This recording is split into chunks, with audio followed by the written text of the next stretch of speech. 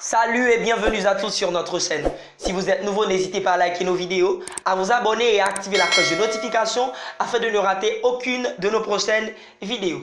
Aujourd'hui sur Fenêtre, nous vous présentons 10 anecdotes sur la série intitulée La Casa de Papel. C'est maintenant que ça commence.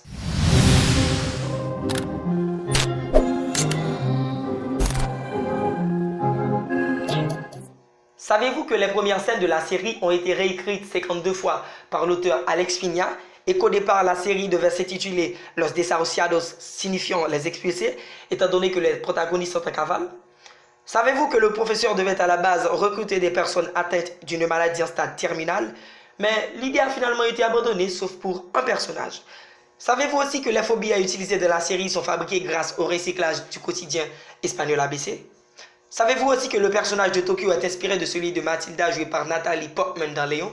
Regardez bien messieurs dames, quelle ressemblance, n'est-ce pas? Savez-vous que les faits de la série ont failli se produire en 2014 où 8 personnes avaient été arrêtées suspectées de vouloir braquer l'une des plus grandes imprimeries de billets d'Europe située à Rennes? Savez-vous aussi que la Fabrique nationale de la monnaie a refusé de renseigner l'équipe de scénaristes sur leur fonctionnement? Pour comprendre les rouillages de l'institution, ils ont donc dû mener leur enquête de leur côté.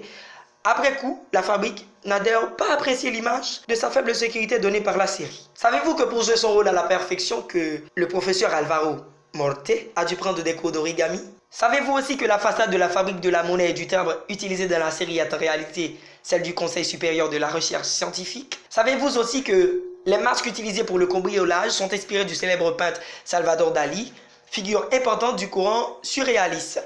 Un autre type de masque inspiré par le cri d'Edvard fait également son apparition lors d'un épisode. Savez-vous aussi que les voitures de la police madrilène utilisées dans la série sont les Citroën C4 Picasso 2 et la voiture de El Professor est une Seat Ibiza SXI et la voiture de l'enquêtrice Raquel Murillo est une Peugeot 3008. C'est ici que nous mettons une fin à la vidéo. N'hésitez pas à nous laisser des petits pouces bleus et aussi à nous laisser des commentaires. Merci.